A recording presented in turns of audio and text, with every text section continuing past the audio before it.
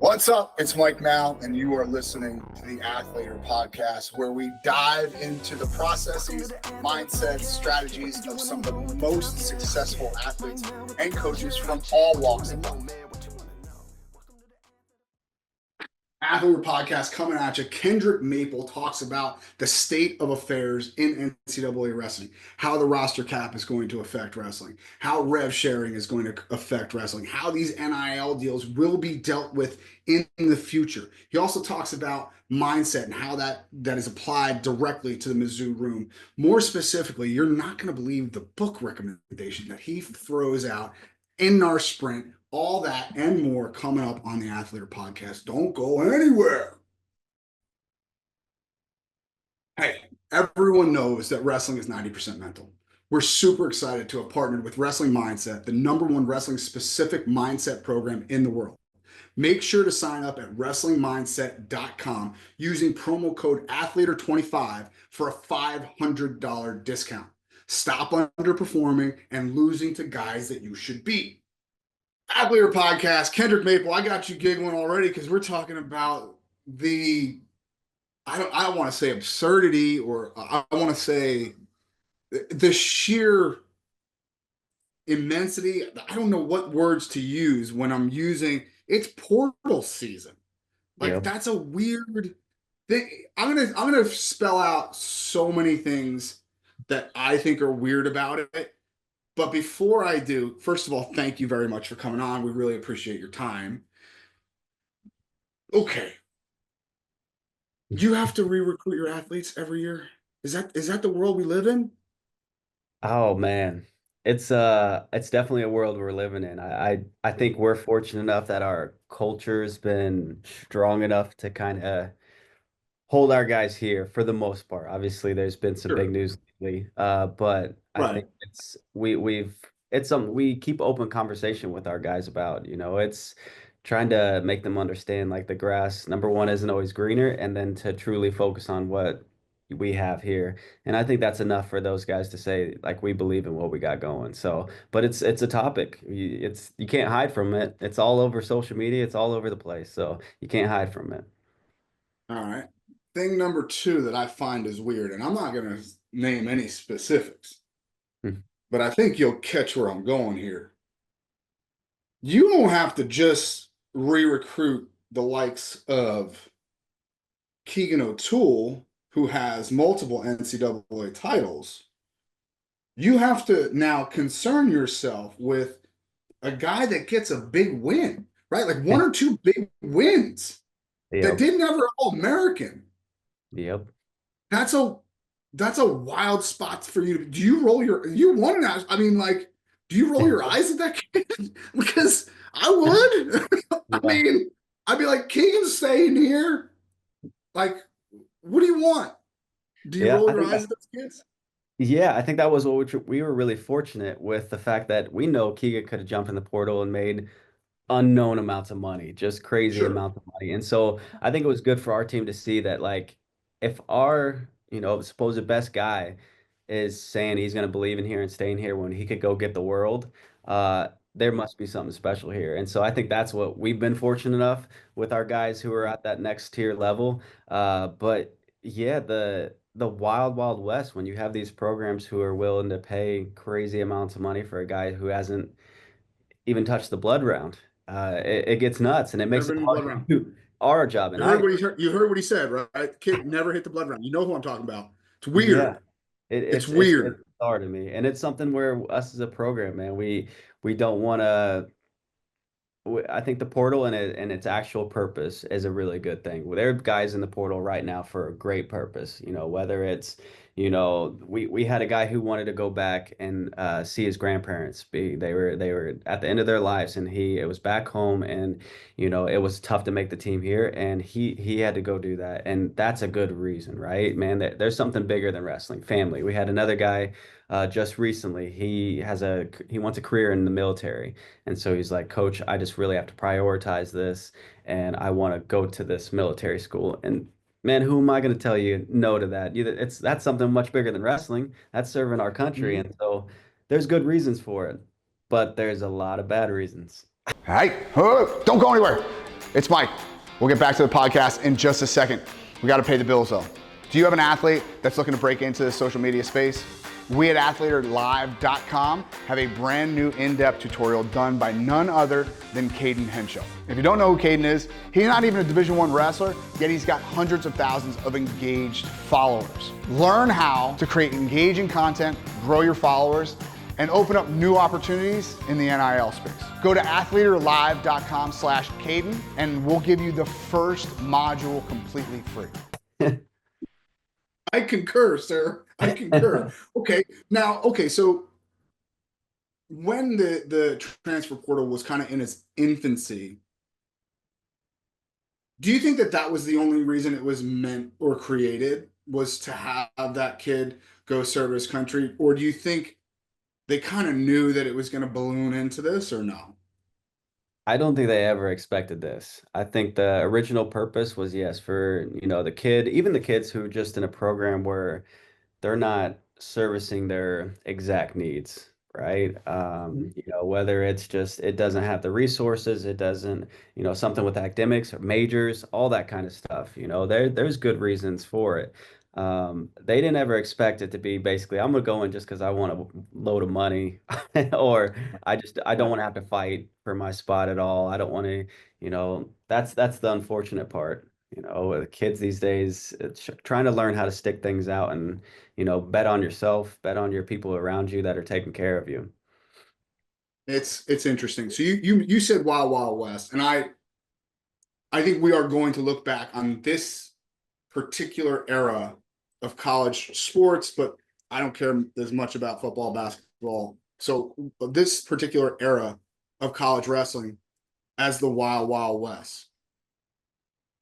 What's coming down the pipe that's going to change it?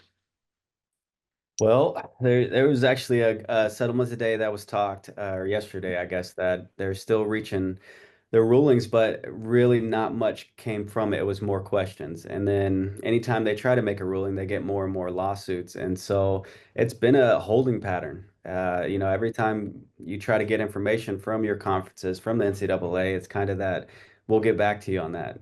That's become our new slang where we say all the time as coaches, that's what we hear. And so it's tough. It's making it tough to recruit when you don't know exactly. I don't want to go and sit in a kid's living room and make a promise that I can't even keep because in a year later they're going to change the rules. But Right. that's supposedly what's coming that we're hearing is that there'll be basically a new clearinghouse, a new outside entity that covers all the NIL deals. And then that Mm-hmm. if they do get a hold of that and set the fair market prices, that there should be some regulation. There should be like a lot less of this where kids are just going out and, you know, we're going to pay you this because it's not that. It's not supposed to be that. That was not what it was supposed to be. It was never supposed to be pay to play. It was supposed to be Joe Schmo's car dealership Mhm. has you on their billboard and can now pay you whatever they feel is the fair market price. And that makes sense to me. That makes sense to me. I get that. Like if a small business or even a bigger business, right? Because I know that like guys in Minnesota have deals with the hospitals and stuff like that. Those are bigger businesses. I get that. However, if it's just a super uber rich donor that's shelling out cash for kids that aren't not only placing, Yeah. they're going over. That Mhm. becomes a problem, and that is really that becomes well, that's not fair market price anymore. You're not getting something back. So is everything going to have to go through the institution, like through the University of Missouri, through the actual university moving forward? So if it does come how we think it's going to be this separate entity, a third party where anything our athletes are going to get has to go through them. Everything over a $600 value, I think it was. So it won't even be in Mizzou's hands. It'll be in their hands, and they'll determine, is this the right amount? Are they doing the work for this? Is it their name, image, likeness? And they're also hopefully be in charge of like the execution of the rules with that too. Hey, this is the penalty for this. If your donor gave this guy this load of cash, this is what your punishment is. And so we're hoping there's some kind of regulation. I mean, it's because at the end of the day, we got into coaching. I got into coaching because of the relationships, the people we get to change lives. Man, it's something that's special, and I want to be the best coach in the world. I want our program to be the best in the world. And when someone can just hand over wads of cash, it changes that. Now it's not who's the best Yeah, coaches in the world. It's hey, who has that that pocketbook. right. So it takes away from that, and that's what I don't like to see for the sport. And I do think we're going to make it out of this on top, and I still have that belief. But this new system hopefully will help with all that. Yeah, there has to be a system of checks and balances because, like you said, it is the wild, wild west right now. And it's wild to see. You said relationships. I I want to talk to you about the relationship that you have with the guys from like because obviously Ben was probably one of the best wrestlers to ever come out of Mizzou. But now not only is he's giving back more than any donor really could. Like he's sending his athletes there, right? Like think about that. And not only that, but he and Max have such an incredible relationship with these kids that they're producing good humans, right? They're producing great kids. Yeah, they can wrestle. That's wonderful. But they're like you don't see kids like Keegan O'Toole, and I'm going to use Parker Kekais. I'm going to lump him in with that as well because he's a phenomenal person, and also didn't have to stay at UNI, right? Like we Yeah. know Keegan didn't have to stay at Mizzou. Parker did not. So, talk to me about the relationship that you have with Ben and Max. A, B, what they're doing to create such loyal athletes, and C, how you value it as a Mizzou employee. Yeah. Absolutely. And I think my dad always said it best. Like, if you want to know the man, look at the fruit he bears, right? Look at the fruit that comes from it. Everybody can talk what they want, but look at what they're producing. And so there's a lot of clubs that produce great athletes who do really well, but there's consistency with Askren athlete, with AWA guys, where you're seeing that just good people. You have two of the best wrestlers in college wrestling, Keegan O'Toole and Kakaisen, and they're staying loyal to their programs, right? And so when you get the wild, wild west that's going on today, and you get all the kids who are just jumping ship here, jumping ship there, the value of a good person really goes up in my book, in our book at Mhm. Mizzou. The value of a kid who's loyal, who's willing to grind, who's willing to stick it out and care about actual things that matter, like relationships, that value goes through the roof. And so we find ourselves recruiting absolutely. The Askrens are going to be our first stop most of the time just because of what they've produced. And Ben and Max are just key to that, and they have other coaches like Wagner and stuff, and so and they don't have an ego in the game too. I've been to Ben's practices. I've called Ben. I've called Ben after nationals and be like, "Hey Ben, like I don't got an ego in this game. What do you see from your guys? What do you see from Keegan that he needs to get better on in this offseason?" And Ben's answer usually like, "Oh, you're doing great. Just keep doing it." And I'm like, Ben, you're one of the greatest minds in wrestling that I know. I know you have some thoughts. And he's like, yeah, I mean, I think he's doing well. And so I have to Yeah. like, Also, the NCAA is hard. Like it's yeah, really, really, really hard. it's really Like hard. like his weight class is really, really hard. Yeah, Like that's unbelievable. Like he is, and you are. You're doing a great job with Keegan O'Toole, but it's hard. It's yeah. really hard. So let's talk about this. How does what systematic approach? Because that's kind of what we try to do on this podcast is like dig a little deeper into the processes that Mhm. make these athletes what they are and coaches what they are. You guys have done a very good job over the years at developing athletes. How systematic is your approach to that, and what does it look like? Um, there's definitely a structure, and Coach Smith has been an awesome leader, and I take notes from him every day. We have structure in how we work out, how we, do we do a lot of sparring? We're not the team that's just trying to kill kids every day. You know, we like to have fun with our wrestling. We like to learn. And so when you come here, you're getting individuals all the time. When you come here, you're getting spar sessions where you're not just learning how to shoot a perfect post high C, you're learning how, hey, what's going to happen if I shoot a post high C and he sits corner? If he throws my head this Mhm. way versus this way. And it's those small details technically that we're breaking down. And then it's just the mental side of it. I think that's what really separates us and why you see we have development is because we care about each guy, whether you're the Keegan O'Toole or whether you're the four string guy, you're still able to get that attention. And then the mental side. So we do mental Mondays every Monday. We started a new I think it's called because we just started it yesterday or a couple days ago is Thursday it's Thursday thoughts or something like that, where it's just all we're doing is calling each other out and really getting to the thick of things, like a war group, right? You get with a couple guys that you wrestle and say, "Hey, man, today you did an awesome job of this, but here's what you got to do better," and letting our guys kind of have that accountability together, where it's not just always the coaches. And then, I mean, it's just constant. We keep the room light, keep it having fun, but we also attack the mental side of it. Hey, if you have a fear of getting tired, well, we're going to address that today. This practice is all about that. There's no technique about it. Hey, we're going to address that fear right now. And so there's a lot of different things we do that I think is definitely different where I've seen from other programs. And you know, Smith kind of leads all that. That's why I know he's going to be he's a Hall of Fame type coach, and he's the man. Yeah. Boy, those thoughtful Thursdays, I see them getting chippy in the future. I'm just telling you. Yep, I hope so. Man, your high crowd sucked today. Boy, I was all over Yeah. you. Yep. And but we talked about it today, even today. We're hoping what comes from this is not only it leads to accountability in the wrestling room, but even outside the wrestling. We have a great culture and it's because we do things like this. And whether it helps a guy say, "Hey, I'm not going out tonight, no one's going out tonight. This is we're staying in and we're gonna be a good team. This is our goal and we're gonna make sure we're making the sacrifices other teams won't." And so that's a skill holding your team accountable. And we're hoping that just keeps growing and growing in our culture. Um, okay.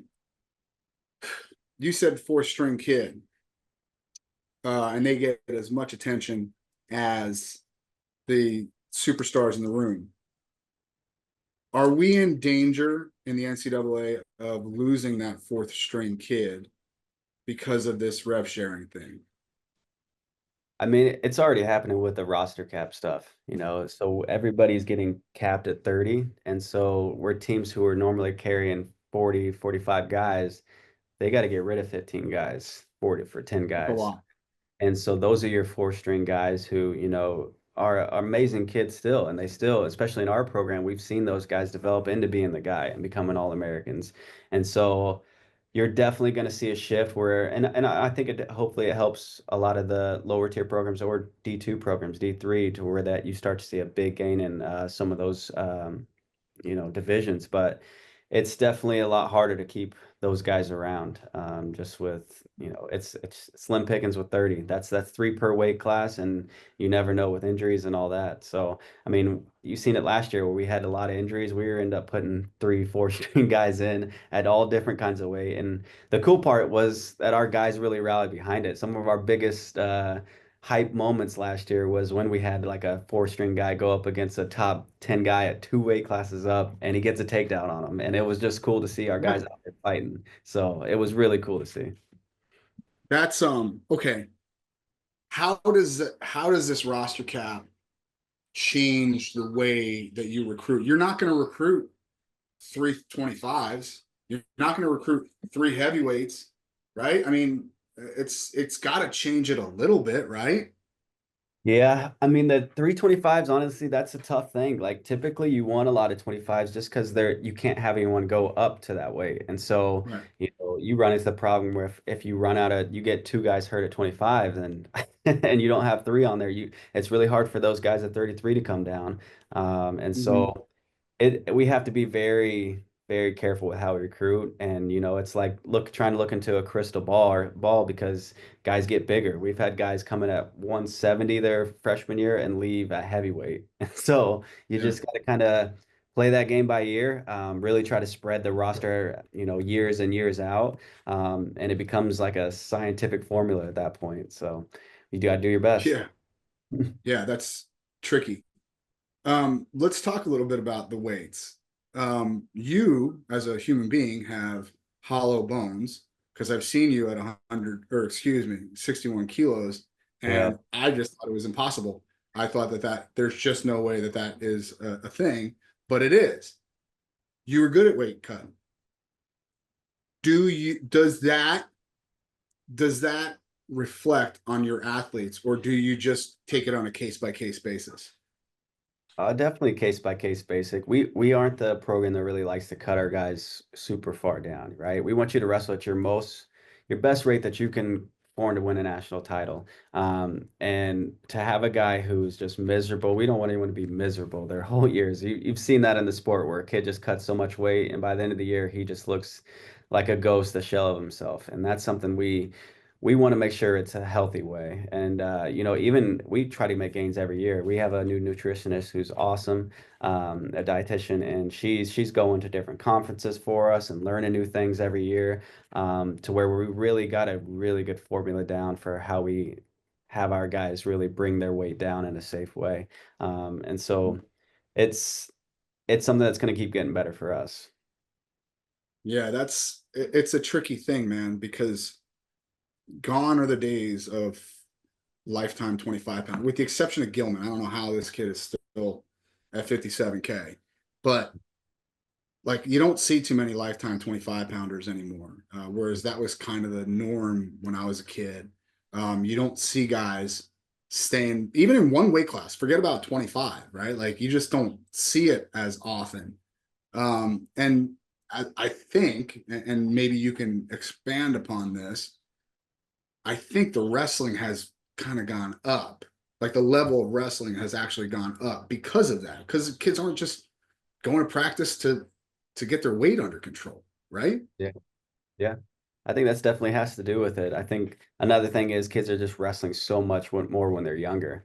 They're going to more tournaments. There's more national tournaments than ever. There's flow wrestling and all these different sites that showing technique, and so you're seeing this evolution of the younger kids.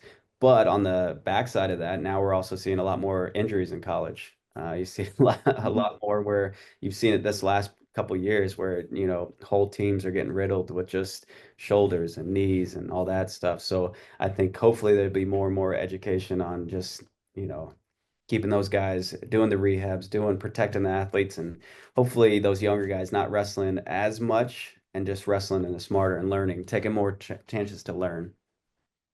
Mm. It's interesting, because careful what you wish for, right? Like we got athletes that are coming into college right now ready to win NCAA titles. That did not happen 20 years ago, 30 years ago. Yeah. Um, but like you said, there's only so many reps your knees and your shoulders can take before they bust up. Is is there a happy medium? Like so, like if you had a high school athlete Mhm. that you worked with specifically, how many matches should they get? What should their competition schedule look like versus their training schedule? Yeah, and I have a good buddy, my buddy Adam Freeman. We talk about this kind of stuff all the time. He's a high school coach in Idaho, and I think that too is individualized because if you talk to like Aiden Sinclair, he's a goofball, and you talk to him, well, he was kind of wrecking guys through his high school career, especially towards the end. And so when his matches are only lasting a minute, 2 minutes, obviously he can get more matches, right? Because he's not on the mat that long. But a lot of it just has to be guided by where that kid's body is health wise, and being able to know your athletes. Like I know when I walk in that room over there, I know when I can see a guy's body is starting to get beat down, when he's starting to move a little slower, he's starting to wiggle his shoulder out a little bit more. I can kind of see in that having those conversations, when you can see it in college wrestling today. When I was wrestling in college, we were getting 30, 40 matches every year. Mhm. And now these kids are getting 15 a year, some people Yeah. less. And so it's just a different day and age. Yeah. Yeah, that's interesting. because there is no perfect formula. And I wish there were, right? I wish there was a rule book like that you had to follow And that make would it a make lot. things, that would make it easier. It would make it easier. Um, so what, it's hard to find diamonds in the rough when you're recruiting. What are you looking for aside from placement at major tournaments? Like we all know that, yeah, you place in Fargo, you put yourself on the radar. You place Super 32, you put yourself on the radar. What are you looking for aside from the wins and losses for these athletes that want to come to Mizzou? Yeah. I think one of the most important things is growth. Like we've seen time and time again, a guy who's ranked number one his whole high school career and just bombs out in college. Uh, what I want to see is, are you growing from year to year? When I look at your results, your sophomore year, is there growth from that? You know, you can go out and win that title, that Super 32 title, whatever it is. But the next year, have you shown growth in your technique? Are you better on top? Are you better at defending a single leg? Those are the kind of small things I'm looking for because kids can develop early, kids can have really good coaching, but I want to see a kid who knows how to learn because then you know that he's going to keep getting better in your college program. And so that's one of the biggest things. And then, like I said earlier, the value of a good person. And so Mm. when I go to tournaments and recruit, I'm watching not just you on the mat. I'm watching when you go back and you're in the stands. If you take a loss, are you going and throwing your headgear? Are you yelling at your coach after? Is your social media riddled with terrible things that I probably don't want in our program? And so there's a Yeah, lot of different factors that I think make up what we try to bring in at Mizzou. And that's why usually, you find from our guys, it's just when you watch their interviews, they are so bought in. They're just good people. And so that's what we're looking for. sure. Yeah, um it's kind of refreshing when you see a kid, like I think of like Kyle Steiner. I literally saw him lose to Satellite in the World Championship Finals and get pinned in what was it, 45 seconds. And I'm Yeah. like, dude, what's next here? And he's like, I'm gonna go get a milkshake, dude. Haven't had a milkshake in a while. I'm like, okay, cool, Yeah. guess. It is nice to see that type of thought process trickle down to some of the younger athletes. What do you guys do with like a Keegan O'Toole who is very accustomed to losing, but it's not everything about him. Wrestling, I know Keegan well enough to know that wrestling is not the end all be all in his life. Mhm. And maybe it's not even Keegan that we should be talking about. Maybe it's a kid that is used to winning a bunch Mhm. and loses, and how do you get them to respond after that loss? Because it's not everybody's like Keegan, because Keegan will just let it roll off him a little bit more than most would believe. Yeah. But even some of your younger athletes, how do you get them to deal with the loss and bounce back from it? I think in a lot of different ways, and there's the short term and the long term. Right when they come off the mat, there's a certain way to handle it. I know a lot of coaches will go jump on a kid right after he's taken a loss, and man, that time usually is where a kid just needs to be alone and process, right? He needs to be allowed to calm down. And there's some kids who are different. Um, but how we handle as coaches, like again, it's a lot of individualistic on the guy's temper and all that kind of stuff, but or temperament. And I think it's truly like understanding what winning and losing actually is, right? When you look at it, there's gonna be wrestling's way too hard. There's gonna be hills and valleys, and the whole thing is it's never gonna be a straight line. It's gonna be like this. Now, all we care about is that it is going up, right? And so understanding that a loss doesn't define who you are, and that's something when we preach it on the front end, it makes it easier to have those conversations on the back end when a guy does take the L. And so when he takes that L, it's all it is reminding him what we already believe in, and get that guy to calm down and be able to see it for what it's worth. Did you just lose? Absolutely. You lost. There's nothing you can do to change that scoreboard now. But why did you lose? Oh, it's because I didn't put my shoulder here. I didn't put my hand here. I didn't hustle to this finish. And that's what we're going to go. And we're going to take that energy, all that energy you feel with the disappointment. And we're just going to take that energy and channel it into this. We're going to go get in that laboratory and go back to work. And that's when the guys really can use that energy to make it go forward instead of settling in that loss. You said laboratory. I love that way of thinking. Um, what are you guys like? What did you take away from the NCAA tournament that you have to get better on ASAP?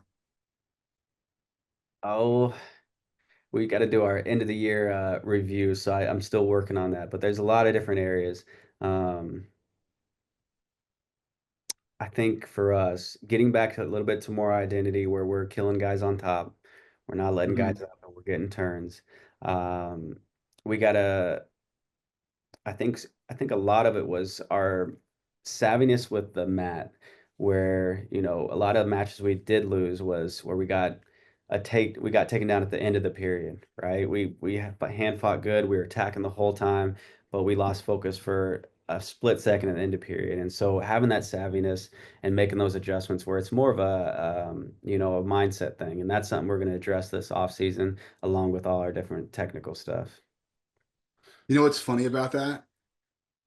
A lot of times there is a mixed message that comes along with those takedowns, right? Because in the moment, you have to, as a coach in the corner, go, it's no big deal, shake it off, go get a takedown. Yeah. But when you go back to the laboratory, you got to circle that and go, we can't have this, dude. Like, there's 30 seconds left. He's dragging a toe. You got to find a way to not getting taken down there.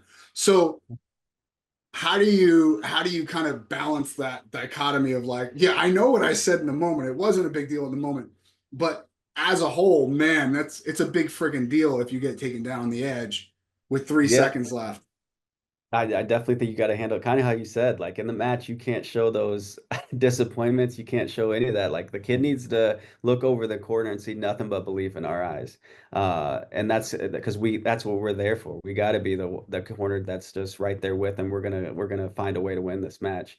But we're gonna address it when we get off that mat. And when we go back to the laboratory, we're gonna put you in those situations and make sure it never happens again.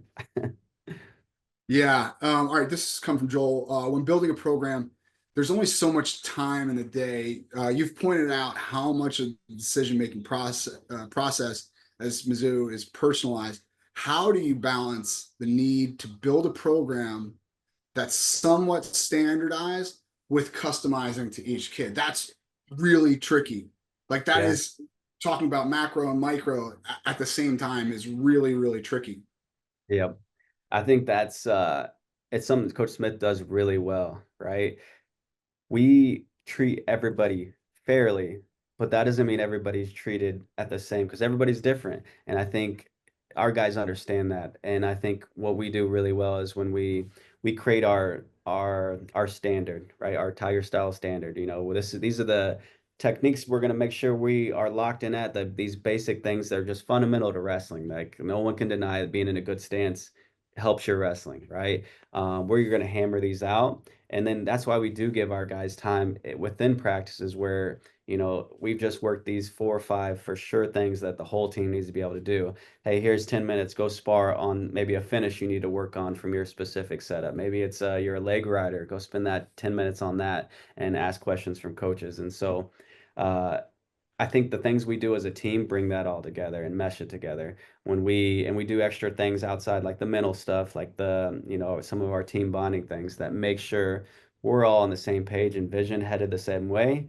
But you are a person, you are an individual who's going to do great things in your own specific way. And that's not going to look like anything I've done, Coach Smith's done, the guy next to you's done. You're going to do it in your own way. And I think that helps guys really like take charge of their own career too. So that's Yeah. something we Do love to you do. do that every practice though? Like give them 10 minutes to kind of suss out some of their problem areas and weaknesses? I would say not every practice. It depends on the time of year, but we Mm, do it. I mean, you're going to see it every week for sure. You're going to see times where they get their time where they can go work their own individual needs. yeah. That's a that's a little thing that accumulates over a year, a decade of career that can pay huge, huge dividends. Give me an example of a kid that kind of took that time and really made the biggest jumps, and how did he do it? That is a good one. Um, I'm trying to think. I know specifically like with Keegan, we worked a lot on top. Especially the year, one of the years he won it, he rolled his ankle in his like second match.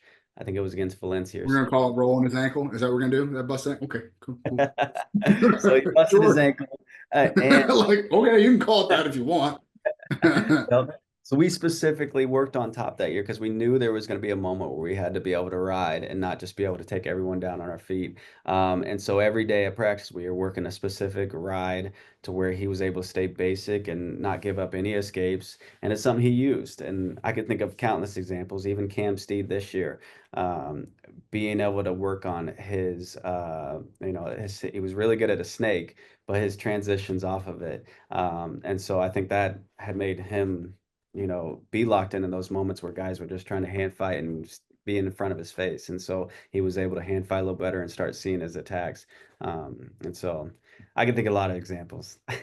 Yeah, no, those are good ones though, man. Those are good ones. And just in terms of nomenclature, he means cow catcher, everyone, for the rest of the country. I, I will take cow catcher, but it's a fight. It's an actual fight in our room because what do they call it? The brands, the cow catcher, the snake. The one I can't do is actually an Askren name, and it's called the honey badger. And I'm like, Nah, there's no way. And so me and Keegan fight about it daily. okay. All right, but it's fun. You know what's funny is like techniques like that, you see them at the middle school level, Yeah. right? But you also see them at the NCAA level. Yep. Okay. And so, like, how funny is it, especially when I was a kid, right? Like, I'm nearing 75 years old now. And so, when I was a 75. kid, we were told, I look good though. I look good though. Good. Sure. When, when I was a kid, though, they would say, man, you can't do headlocks. Headlocks don't work at the highest level. I'm like, bullshit, they don't. I've seen it. Like, I watch wrestling more than you. Like, Yep. so, so what do you say to those coaches, especially those knuckleheads, like at a youth and at middle school level, that are telling kids, no, don't do that because it'll never work at the highest level? I understand why they're doing it, right? You want your kids to have good baseline defense. You want to have kids to have good baseline, and even with some identities of your program, I would say have the kids test it out and do it for themselves. Like I learned this from Coach Smith because he did with Askren, right? If Coach Smith would have put Mhm. Askren in the box like everybody else would have, think about Good how the luck. crowd's wrestling would have been today. You wouldn't have had this big funky style and this revolution that been kind of Mhm. changed the sport. And so Absolutely. it's what Smith does. It's like he's not going to tell you that move's not going to work. He's going to say, "Well, let's test it out." And if it works, well, let's test it on this guy and then this guy. And if it's starting to work, well, how can I tell you not to do it, right? But if Mhm. you try to move 100, 200 times and you've gotten pinned every time on it, okay, then maybe that's not the move for you, Maybe right? we scrap So, it. Maybe we yeah. scrap So I was okay with every time I did my snake, like it didn't work out bad for me. I got a lot of snakes. So I was like, okay, this is a move I can do. Because I had coaches tell me that, that's not a good move, but it. I had proven It wrong. worked. How many Yeah. how many shots you get to test it out? Oh, it depends on who you're testing out against. If you're just going against the JV kid, then that's a little Yeah. different. I've hit a lot of cool moves against the JV kids, but I would say when you could hit it at a high level against a high level guy more than once, then you got an argument with your coach. That's maybe the standard. That's maybe the formula. Hey, so right hand on the chin, left hand underneath the arm, but where does it go? Far hip, shoulder, towards the head. Where do you You go? give away my golden nuggets. Nah. Come So on, man. what most people mess up on, I think, and it's more of I would say, brand style where you try to bully them over and you just run Yeah, it across the whole time. Where I found my snakes the most effective, and I know Cam does it really well too, is when you go and hit it, you got to number one, try to choke them out with this hand. This hand is trying to break the trachea out. And then this hand, a lot of times I'll take it away from the shoulder and go out toward more of the elbow joint. And so a guy can fight me all day long when he's like here. But as soon as I work out yeah, this way, that all that weight gets put out and it just structurally they don't have that same strength. And so you walk that out, walk your chest in, your belly in, and then turn it over. And then it really doesn't matter. Go to the far hip, far right. shoulder. I've seen guys lock their own arm over top, then it shouldn't matter what Yeah. at that point. So, yeah. Yeah. Some Wow, dirty I flow like that. takedowns. Yeah. Dude, that's funny. Wow, I never thought to kind of like, almost like you're in a crab ride and you're sliding towards the elbow, right? Exactly. But Yep. just on the other side. Save to your mom. Like I'll take it all the way off the back, just go like this, and guy's arms just lengthen out, and then it's super weak, and then it should be over. Oh, I love that. Love that. I am writing that down. I like it. Okay. We're getting the lab on some technique today. I like it. I yeah, dude, but that's kind of where my brain goes more times than not. Like that's where instinctually goes, right? And something tells me that you're a similar mind, Yeah. right? But how do you, because let's be honest, right? Maybe not in your position, but certainly in Coach Smith's position, Mhm. it's only about 3% of the job now, right? Yeah. Like you are far more the administrator, far more the fundraiser, far more the whatever it is. How do you balance the rest of the stuff that, let's be honest, probably not what you got into college coaching for, but it is part of the job. Like, how do you balance having to get on the recruiting trail? How do you balance the I don't know how much Coach Smith has you guys involved with fundraising, but the fundraising aspect and the glad handing of the alumni with the fact that I got to develop these athletes. Like that is should be priority number one. Yeah. I think with any job, if you find a job that there's not something you don't like about it, then it's I point it out to me because I think with every Yeah. job you have, there's going to be stuff you don't like, and I think the biggest way to prioritize it is I make sure I'm focused on being grateful for the things I do love to do. I don't love to do all the, some of the office work or this and that, but I know I make time and prioritize that room. And so most of the time you can find me in that room. If Smith doesn't see me in my office, he knows exactly where I'm at. I'm overdoing individuals in that room. And so when I get that chance, I make sure I'm grateful. I'm building those relationships. That's the thing I love to do. And when I have to do the other stuff, I know there's a reason for it. Everything I do, there's a reason because we want to be the best team in the nation. And so it's easy to get motivated when I think of it that way. If I start thinking of like, man, I gotta do all this care logs and all this stuff, then they could get frustrated.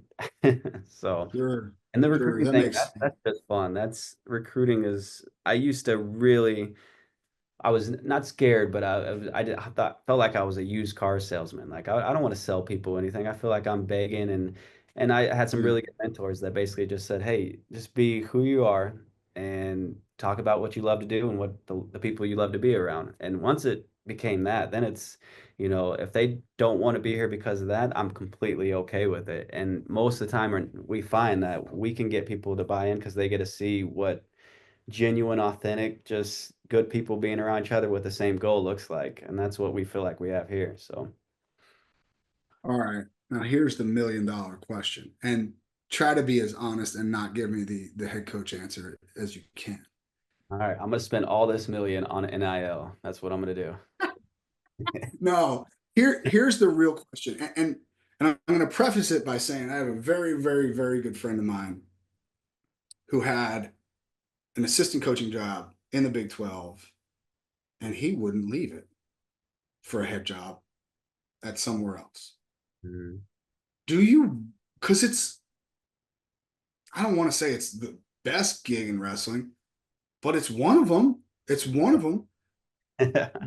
Would you give up what you have to have a head coaching position somewhere else?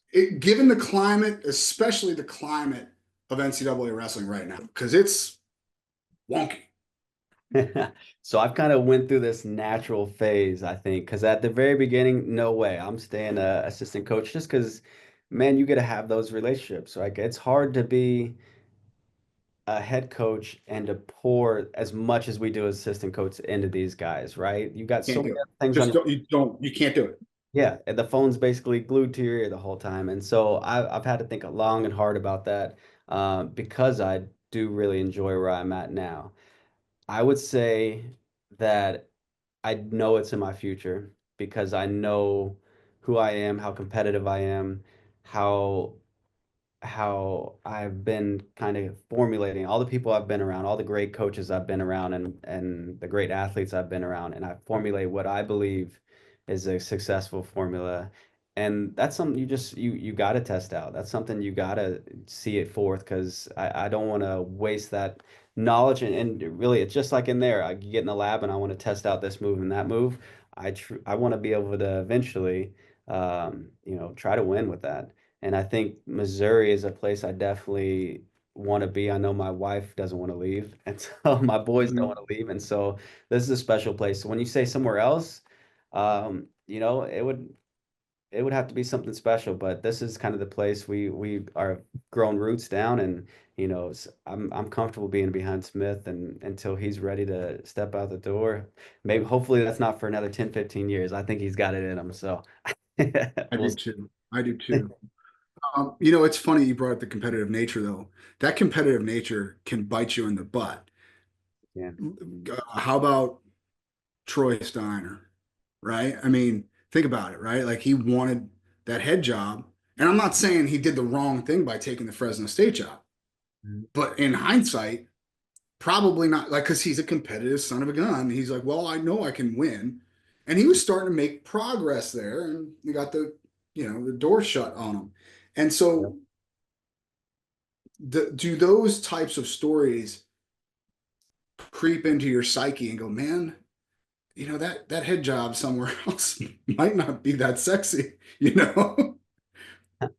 I don't think it creeps in. I think it's just something to be like aware of that stuff happens. That's realistic, and Mhm. nothing's guaranteed. And so if it ever was to come, I think it would be a lot of prayer, a lot of belief in myself and the people I could put around me. And I think that's more than anything is who you're going to surround yourself with.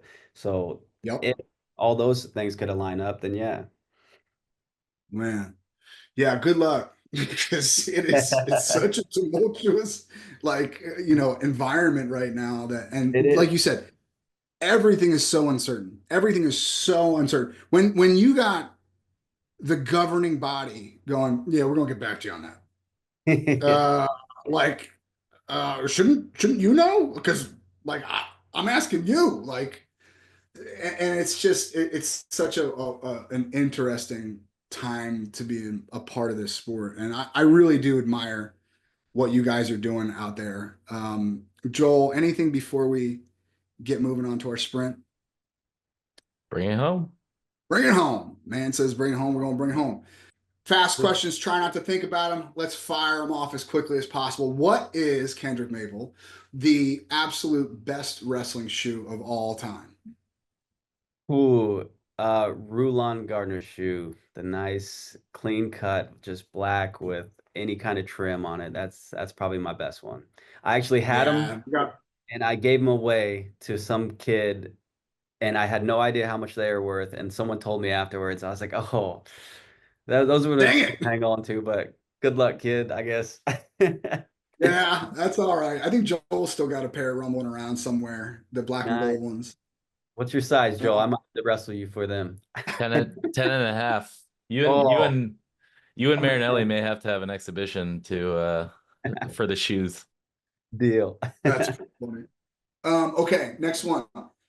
Give us a book recommendation for some of the stuff that we were talking about today, maybe in terms of creating good people, because it seems like you guys are cultivating good people around you. Can you give us a book recommendation? Perfect one. Tiger Style. I got Coach Smith's book. So Coach Smith recently wrote a book. It's out on Amazon right now. I implore you to check it out. It's awesome. Really? Yep. I Look think at it's him. He's a called scholar and an athlete. oh yeah. I He love well it. he reads like a book a day. It's crazy. I'm like, where do you Does he find really? it's nuts. It's at least a week. Like he has, there it is. Yep, Brian Smith, Tiger Style.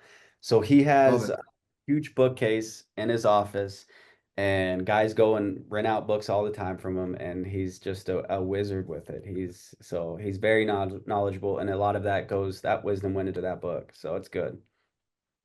I did not know that about Coach Smith, and we're gonna have to get him on. You know what? We're gonna have to get him on. Okay.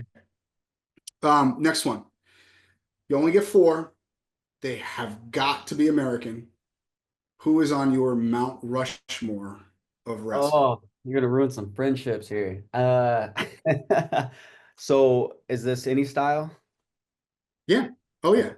Gotta You be got American. Burrows, John Smith, Kel Sanderson, and you said it's gotta be fast. I'll just throw out a name. Ben Askren because he's Mizzou. I'll throw it out there.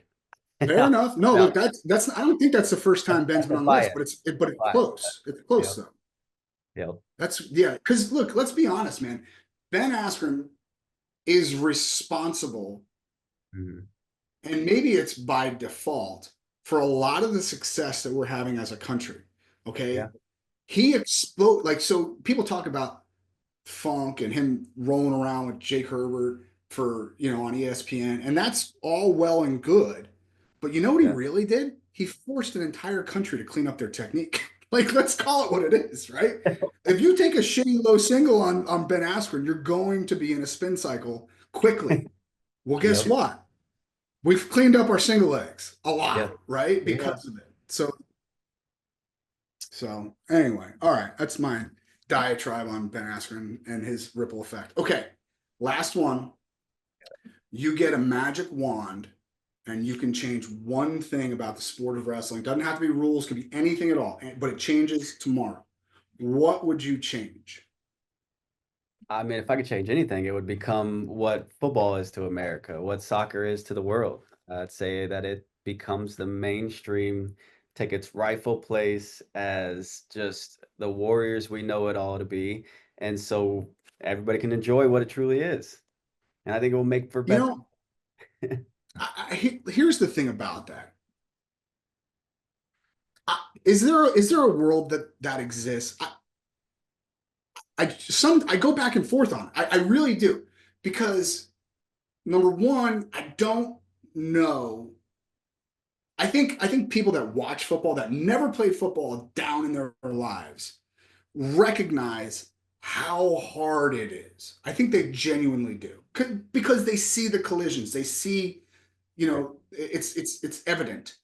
I don't think that somebody that didn't wrestle understands just how difficult what these people are doing is.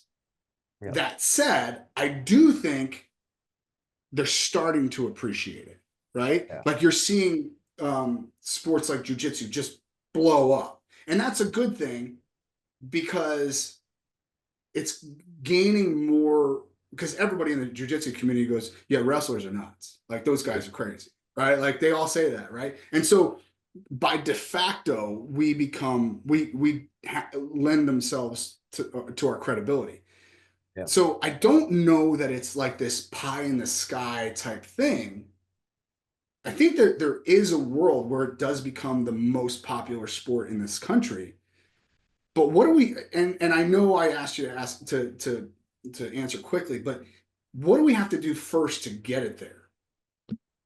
I think there's a lot of different things we can do. And a lot of it's with just how we run our seasons, how we run our championships, how we run, everything. I think we can do a better job at marketing ourselves. Because wrestling does have so many good qualities. And I think the quickest fix, is just make it a legal, mandatory thing. Everybody in their career has to wrestle 1 year. Because Oh yeah. it's amazing the amount of people run into us at the airport, and it's a guy and he just says, I wrestled 1 year in high school and I gave it up, but I respect the hell out of you. And like anyone Sure. ever wrestled says the exact same thing, like how much they respect, how much they know how hard it is. And I Yeah. think us as a wrestling community, that would never happen. But I think us as a wrestling community have to just support each other. I think where you get, like I was telling somebody the other day when I was watching the Chiefs, big Chiefs fan, was watching the Chiefs. My kids did not care about football before that. And when they started seeing me and my wife cheering them on, all of a sudden now they're the biggest Pat Mahomes fans. And so I think the wrestling community's got to do a better job of going out and taking their kids to college duels, going out and seeing whether it's a D2, D3, D1 team, just go watch wrestling more, watch it online. And the kids are going to become more invested, the people. And when they're over at a friend's house, that friend might be say, oh, we got to watch the coolest thing where I got to see Keegan O'Toole pin this kid. And parents going to be like, Mhm. who? and then they'll maybe put their Yes. kid in wrestling. And so because I see all the times with kids, these clubs, they'll take a kid every weekend for the whole, year to a different tournament, but they won't take a kid an hour away to see a duel. And that's the stuff that, these kids have got to see role models. They got to see people that live up to the Pat Mahomes of our sport. So, Oh, that is brilliant. I never thought about why my son, growing up in Central Texas and Southern California, why he's a Yankee fan like I am. Never thought about it. Never thought. I mean, it's just not something that ever like I watch the Yankees every single freaking day, and I see him. You know what he wears on game day? Like, so on match day in Poway High School in Southern California, because his coach is a Red Sox fan, he'll wear a Yankees. Oh, nice. Like, I'm sure the coach loves that. he hates it with a passion, but he's like, yo, what are you doing? What, like, he's like, it's game day, coach. Like, so I never thought about it. And that's 100% true. What does it really take to go to a college duel? Half the time they're giving tickets away, right? Like go to a D3 duel, right? I take him to see CBU because it's the closest thing to us. I take him up to see Cal Poly. He knows that Seth Romney is a son of a gun, and he gets to, So that's a great point. All you got to do is just build a culture of fandom. And I don't think we do a very good job of that. I don't think we do a very good job. Absolutely. All right, brother, man. Well, thank you. Thank you so much for coming on, spending some time with us. And if you don't mind, give me Coach Smith's number. I want to get him on the podcast. I want to talk about some of those books that he's written. Oh yeah. He's and they've been really popular, even outside of wrestling. He's done speeches. I mean, he does speeches all the time, but these corporations will hire him and bring him in, and he's a special individual, and his knowledge like that he poured into the book is universal to any business you're in. So he's one to get on. I'll give him your number. Sounds good. Thank you so much, brother. I appreciate it. Nope, thanks, Joe. Wait, don't go anywhere before you hit that next button. If you enjoyed listening to this episode, do us a huge favor. Click that subscribe button. And if you're so inclined, leave a review and share it.